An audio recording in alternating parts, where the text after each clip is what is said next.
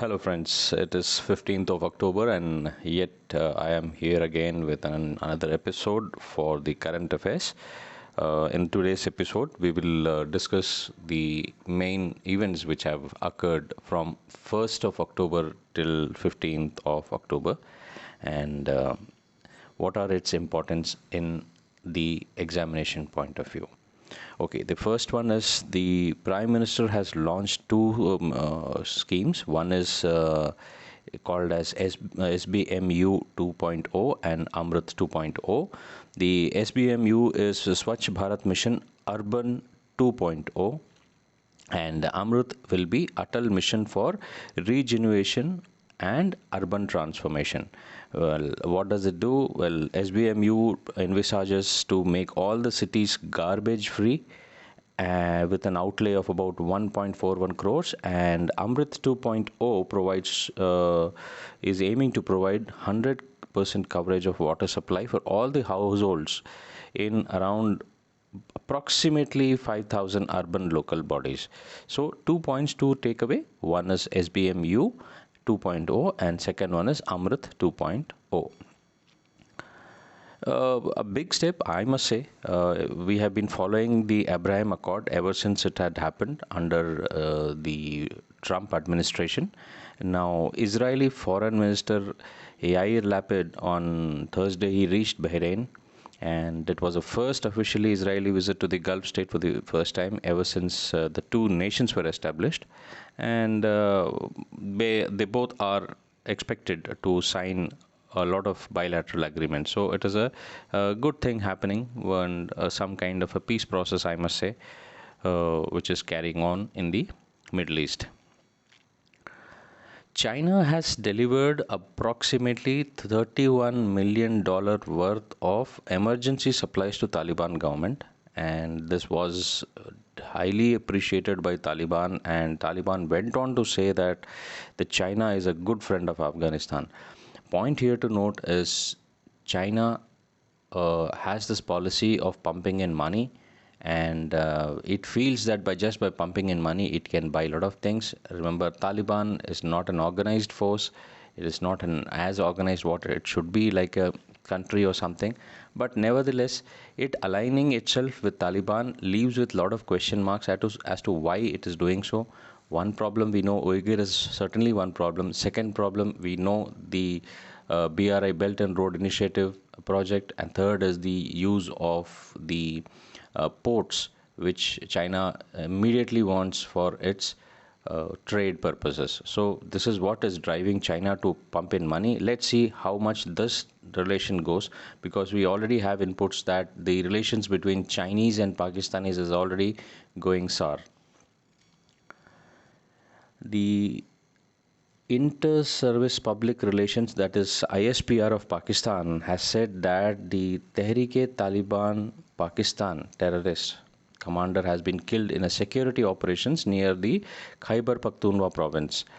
Well, why is this important, and why did I pick up this topic for inclusion in this thing is that, like we have been dealing with the insurgency case in J&K, this is the same thing which is happening now in Pakistan, wherein the TTP is selectively killing the Pakistani soldiers, Pakistani paramilitary forces in the provinces, and this is overall leading up to the turmoil which is already there in the country. As we had already discussed in our previous topics, that Pakistan now should balkanize into 3 or 4 parts, like probably Balochistan, then a northwestern province, then Punjab region. If there is a balkanization happening, the entire problem of Pakistan will cease to exist, not only for India but for the entire Middle East, I must say.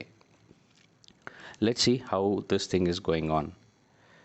Well, from this 1st of October, a new rules of auto debit payment have come into force, wherein in case if you have given an auto debit of over 5,000 as a standing instructions to your bank, now initially they used to keep cutting that money, but now an additional OTP is required to be given to the customer, to the bank, and this will be notified before about 24 hours before the payment. So this is one step to stop the cyber criminalization of the financial frauds and something like that.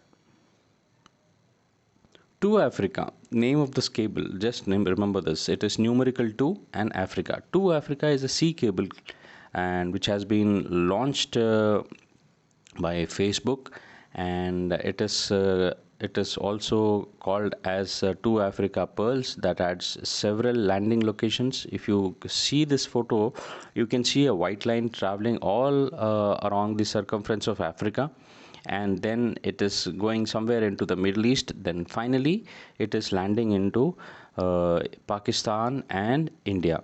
Well, this is an undersea cable system for internet, and the entire distance is about 45,000 kilometers, making it the longest subsea cable system ever deployed.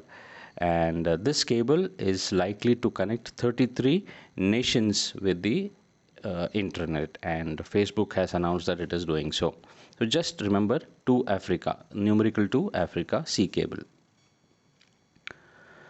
Indian Army has deployed its K9 K and numerical 9 K9 Vajra, and this is a self-propelled howitzer, and in Ladakh, along with the line of actual control with China.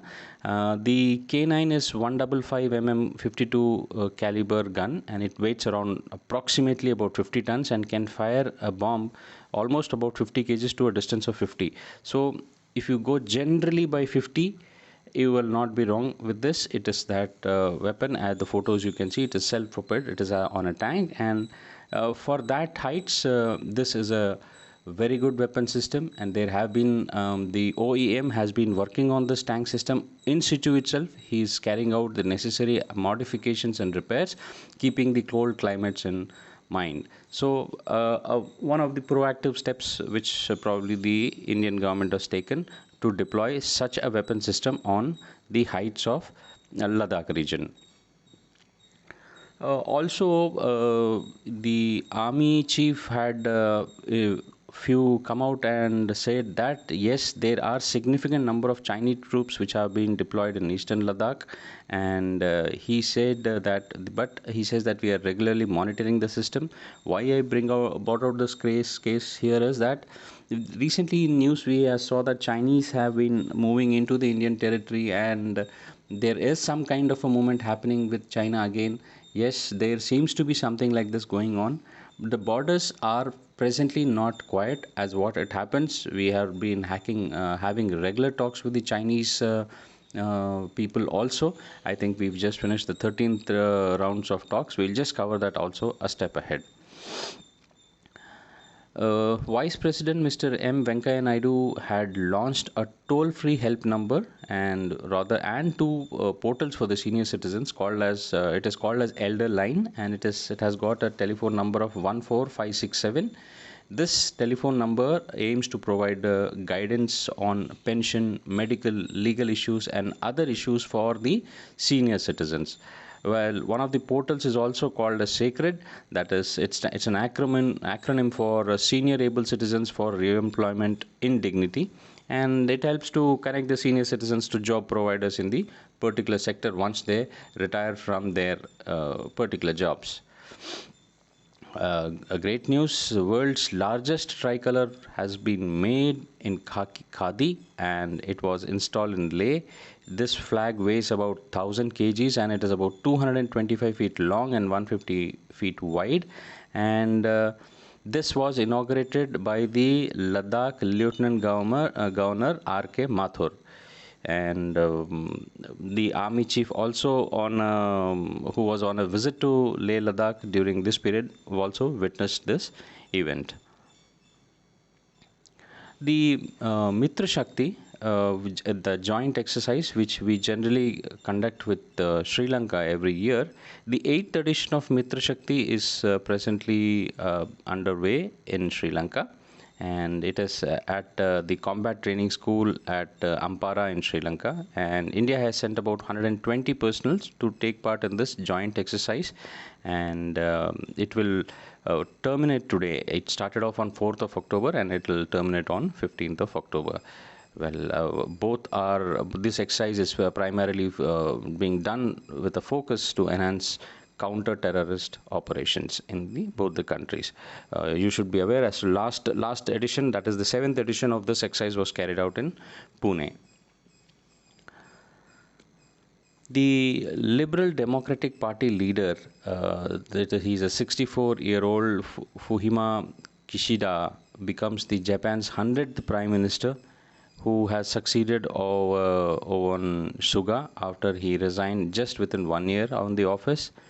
And Kishida has won with a lot of majority in both houses of parliament, and he is expected to dissolve the parliament next week and call for general elections probably by this month end. So remember the ruling party name. Government has launched a portal which is called as eShram portal.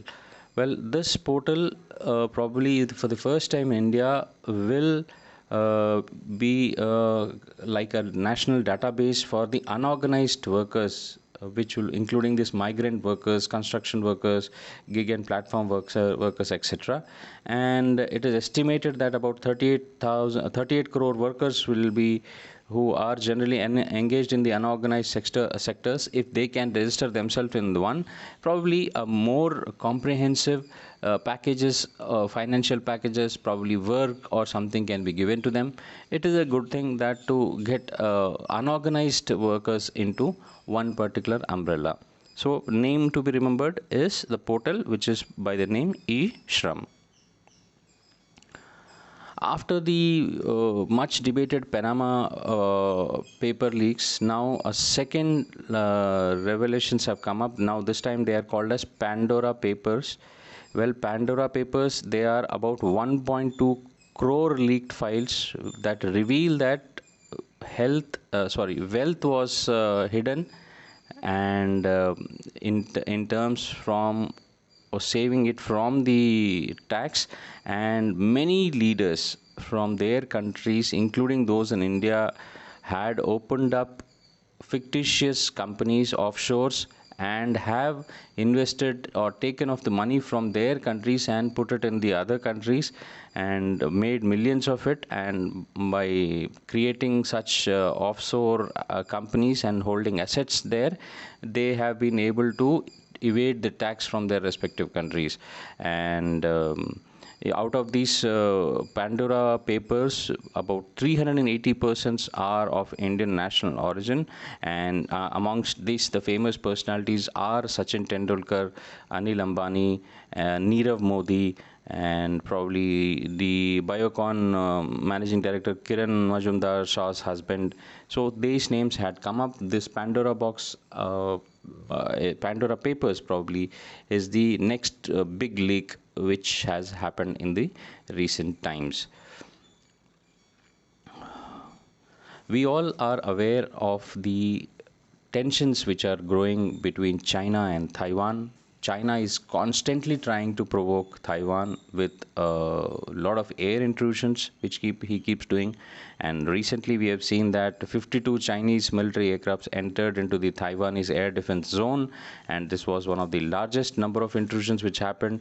Well, I keep on maintaining my analysis on this, saying that this is a flashpoint and it is a devastation in waiting to happen, because all it takes is Taiwan to open up its weapon system or air defense system and one of the aircrafts of China getting shot down. Well, the day it happens, it can happen because of a jittery soldier, or because now of patience being running out from Taiwan side, or because of political reasons. But once this thing happens, the entire China and Taiwan area will embroil itself into an operation, and this will not be confined to the two countries, because you already have a large presence of US naval forces and also the land forces in this region. So it will be a flashpoint, and it is I must say, a sitting bomb as of now. Well, this fortnight has been a week wherein a lot of Nobel Prizes have been announced, and there are a series of Nobel Prizes which have been announced, and I will just cover a few of them. The 2021 Nobel Prize for Physics was given to Sukaro Manbe, the Klaus Hasselmann, and Giorgio Parisi. Well, these were given for physical modeling of Earth's climate and predicting global warming. And also, the Parisi won the other half of the discovery of interplay of disorders and fluctuations in physical systems from from atomic to planetary scales. So basically, it is on the modeling of Earth and climate is what is the Nobel Prize has gone for the physics this time. Russia, for the first time, has accepted to the fact that it is also affected by COVID-19, and it has reported over 900 deaths. And since the outbreak of this pandemic, till date, Russia has been maintaining that there is nothing like that, and it has no problems. There, its vaccine is the super one. But finally, they have started agreeing to the. So it is waking up to the fact that whether you have a Chinese communist friend, but as when the deaths of your own country happen, you cannot be turning a blind eye to such facts. So now Russia, who was constantly in that denial mode as that of China, has finally agreed to the fact that yes, there are deaths happening due to COVID in Russia as well. Well, meanwhile, cabinet has approved setting up of 7 mega textile parks with an allotment about 4,445 crores for the next 5 years. This will be called as Mitra Parks. Well, these 7 Mitra Parks amount what we had just seen will have a period outlay of 5 years. Under this, world-class industrial infrastructure is likely to be made, which will attract investment from the other nations and other people also. There will be about 14 lakh indirect employment which will be created, and about 7 lakh direct employment will be created. This will not only boost the FDI and the local investment in the sector, but also world-class industrial infrastructure will come up. So it's a good project, which a good plan. Rather, we will wait and how it comes up. Well, the Nobel Prize for Chemistry was awarded to Benjamin List and David W.C. Macmillan. Well, this has been awarded to them for development of asymmetric organocatalysis. Well, really don't know much of the details, but it has to do something to do with the molecular constructions of an entirely new level, and it is said that it will make the chemistry greener, but also much easier to produce the asymmetric molecules. Probably a science student would know more about this. And 2021 Nobel Peace Prize for journalists were given to Maria Ressa and Dmitry Muratov, and this was given for their efforts to safeguard the freedom of expression, and they had underscored the importance of protecting and defending the fundamental rights of the uh, journalism. So, very good luck to them. The Pakistani ISI chief, Lieutenant General Faiz Hamid, who had flamboyantly visited Afghanistan, spoke. You must have seen the visuals on TV. Spoke about tea at the airport, and he said that he's going there to establish peace process and dialogue with Taliban.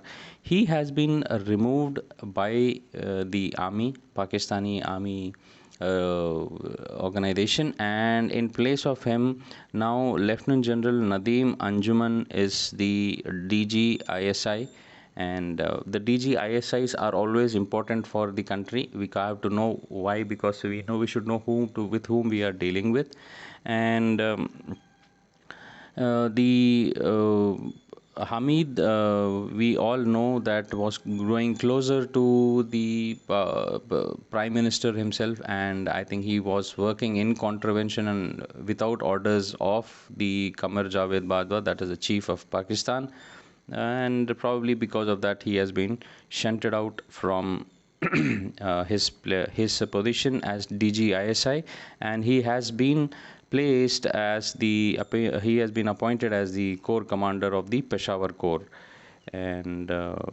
so that is the thing which has just happened in Pakistani armed forces. Finally, the much awaited Air India now been disinvested, and the Tata Sons has emerged as a successful bidder. When during the bidding there were only two bidders, one was the Tata Messrs Tatas, and the second one was a consortium led by the SpiceJet promoter Mr. Ajay Singh, and the SpiceJet had asked for about 15,100 crores bid, and Tata Sons made a bid of 18,000 crores and finally won the Air India bid. So with this, the disinvestment will start happening. Now the Air India will no more be a government company. It will be back to Tata, which originally started the Air India in this country, and but it has come with a few riders. Not all assets of Air India are to be transferred to Tata. Some of the non-movable assets are still with Air India, that is Government of India. It will be disinvested and it will be used to clear the already debt-ridden industry. And with Tata has been given two riders that it cannot fire any employee of Air India for next 1 year. However, after 1 year, voluntary retirement option should be given to them, and Tata's cannot either sell the Air India or its logo for next 5 years to anyone. That means the Tata has to fly this for next 5 years, and maybe after that they can probably change the name, or maybe they can sell the company to somebody else. But whatever be the thing, now with 100% of stakes of Air India with Tata, we will certainly see the entire Indian air skies having a good competitive flying, and I think it will be a beneficial thing for a common man. Once there is a lot of competition, and once the prices are at a competitive prices, people will certainly love to travel with it. In a landmark decision about India, along with 135 nations, have agreed to a 15% minimum corporate tax, and this will ensure that the big companies will pay minimum tax of about 15% from 2023. This was decided by the Organization for Economic Cooperation and Development, also called as OECD. Virtually the entire global economy has decided to end the race to the bottom on the corporate taxation, and it is now decided that minimum 15% corporate tax will be there. This will be a fairer system, transparent system, and kind of applied uniformly across the globe. So traders would be easy for them to do the trade across the globe. We had discussed much on this case. This is if you recollect, we had discussed in detail the sandbox program, which in the government of India was trying about 6 months back, when we had discussed how it was started off a pilot project of offline digital payments, and well, there is some announcement which is coming now after 6 months, and this was announced by the RBI Governor Shaktikanta Das. He says that the framework will now be soon for retail digital payments in the offline mode, and this will help, like we had discussed, for those who had missed out the previous ones. We had seen that the private companies from Pune and Delhi who were participating in the sandbox trials, now the digital payments can be made without any internet connections. As of now, we want digital internet connection to, if I have to pay you money, I require some digital internet connection, without which I cannot pay you online. But now with this program which was happening, that is now kind of reaching its termination stage, and you can pay to one person to another person even without internet. It is something like an SMS. It is almost like an SMS which doesn't require internet. You just send him a message and the money is received. So that kind of a thing is started. Well, once this thing starts, then probably it will be used in cards, mobile wallets, etc., etc. Let's see how it comes. Next point is not a very great point, but it's just a running point, which is the International Cricket Council (ICC) has replaced the term batsman with a general neutral word called as batter. So they say that they want to discriminate. They don't want to discriminate any boy and girl in this field of cricket, and they instead of calling batsmen, they will be calling batter. So it is just a point included in one of the any of other topics. India's Sarita Moore, she won the bronze medal in the World Wrestling Championship by defeating Sweden's Sara Lindborg 8-2 in the playoff. We had seen Anshu Malik also scripting the history and becoming the first Indian to win a silver medal at the World Wrestling Championships. Well, this bronze medal came to India in the 59 kilogram category, and with this, Sarita becomes the second Indian woman bronze medalist to win a medal in this category. Well, Anshu, we have just spoken about her. Anshu Malik, she becomes the first Indian woman to win a silver medal in the World Wrestling Championship. This 19-year-old silver, though she went into finals in 2016, but she lost to the defending champion. Now she becomes the first Indian to win a silver at the World Wrestling Championships. Two names to remember. The World Health Organization has recommended the use of first world's malarial vaccine. Till now, we don't have any vaccination for malaria. We have cure injections and probably something, but vaccination for malaria by the name of Mosquirix. Mosquirix, Mosquirix, and that has been approved by the WHO, and this will be the vaccine which will be immediately administered in the sub-Saharan African and other regions, which is very much into this malaria, and there are a lot of deaths happening in children in this area. So, well, this decision came after the experiments and trials were conducted in the 3 countries since 2019, and it has found that it reduces cases by about 40%. So, the WHO chief Tedros had described this vaccine as one of the breakthrough for the science, as malaria has been a killer disease for not a disease, a killer thing for a long time. So let's see. Let's pray that this medicine works more efficiently than that of COVID or whatever I must say, and because as of now the deaths due to malaria are more than that of COVID as well. A science and military technology point, the US engineers have developed a 3D print custom fit wearables that don't need to be charged. These wearables can monitor your health, and they can scan. You can actually fit them as per your body size and other things, and thereafter these devices are powered remotely, and they operate 24/7 without needing to recharge, and using your own body temperature and other things to keep working, and they can monitor your health issues. And so just remember, you are at a remote place, and your health statistics can be monitored by a doctor on his probably mobile phone or a laptop. So just know something like this is there. Yeah, we just discussed this topic. India and China is holding the 13th round of talks in the military standoffs in the eastern region. Well, this talks have began in the Moldo Chushul area on the Chinese side, and it is expected that there will be some resolution state coming in, but we had seen strong statements coming from India that China is trying to be adamant on the points and it is not agreeing to the points, but at least India is now openly admitting that China is not agreeing to the points. All these years it was just that we are talking and something good will come out. So this is a good step, and let's see, with the winters now setting in, it will certainly pay a toll on the Chinese soldiers, because we had seen that Chinese soldiers are not used to this fighting on these heights, and if they happen to occupy these places during this winter season, it will be a more, I must say, low moral thing for China. Let's see how this pans out across during at the LAC.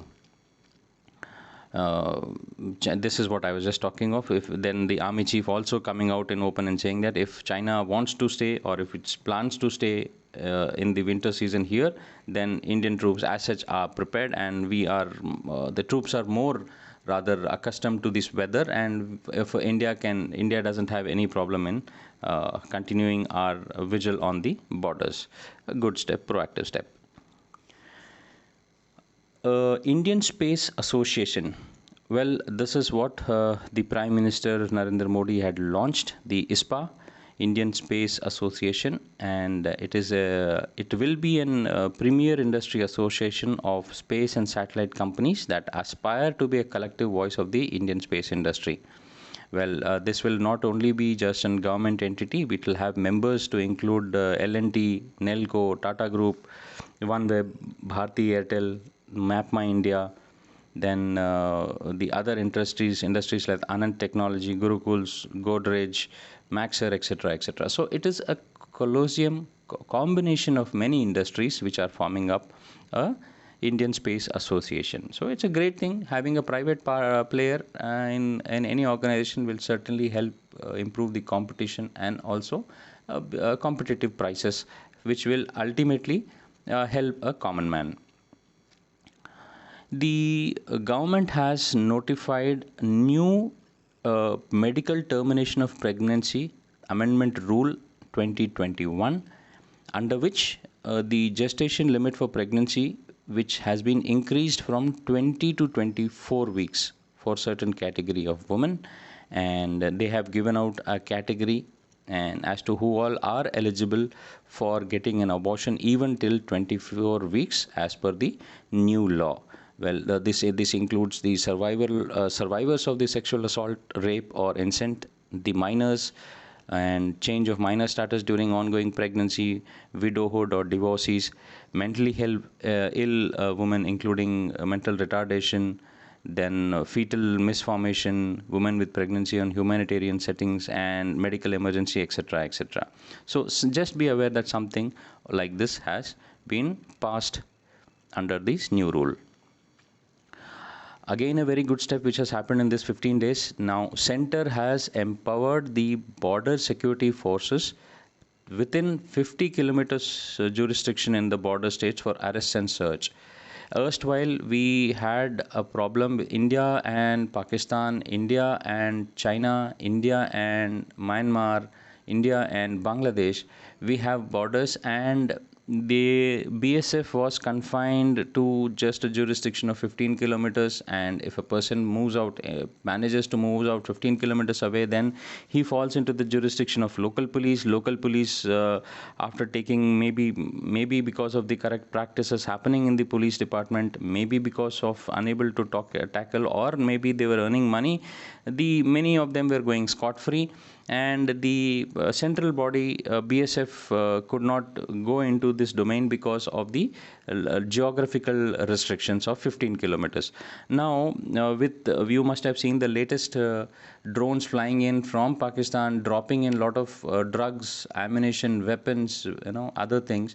The BSF is trying to, once a BSF is in pursuit, once these things move out from their the range of 50 kilometers, even if the BSF knows that this particular consignment has gone to this person in the village, they cannot interfere, intercept, or recover because of these restrictions. Now these restrictions have gone, and from 15 kilometers now it has been put back to 50 kilometers inside the Indian territory from the international border, along with India, Pakistan, India, Bangladesh. So just know that initially Gujarat had its jurisdiction it had about 80 kilometers. Now that has also been reduced to 50 kilometers.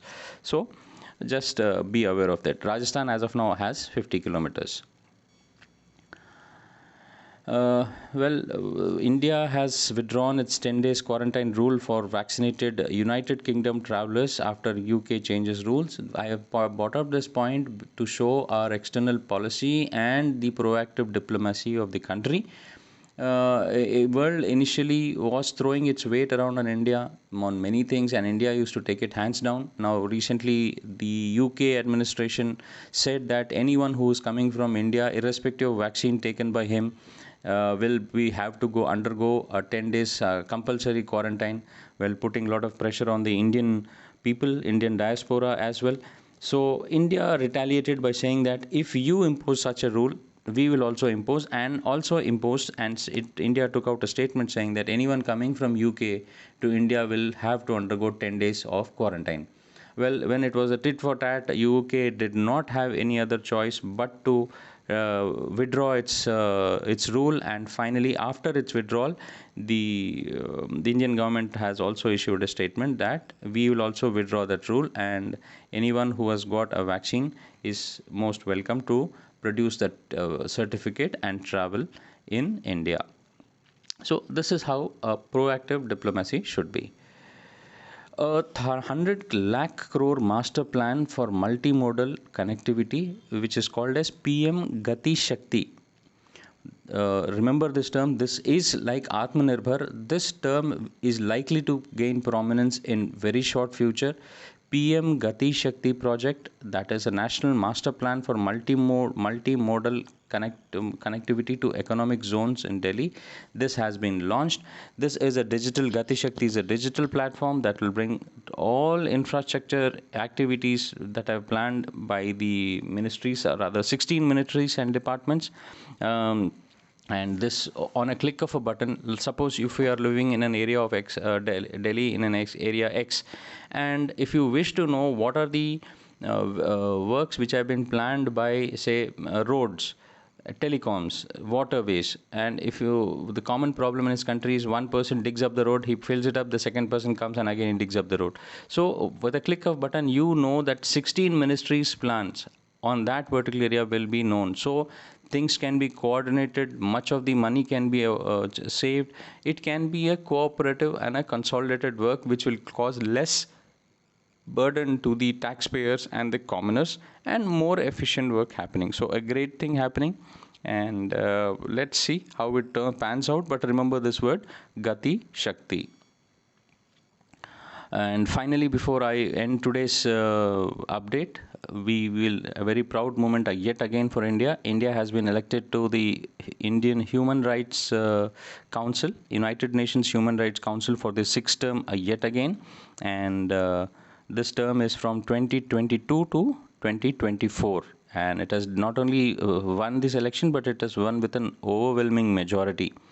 And India has time and again has proved its mettle by standing upright on cases whatever it might be.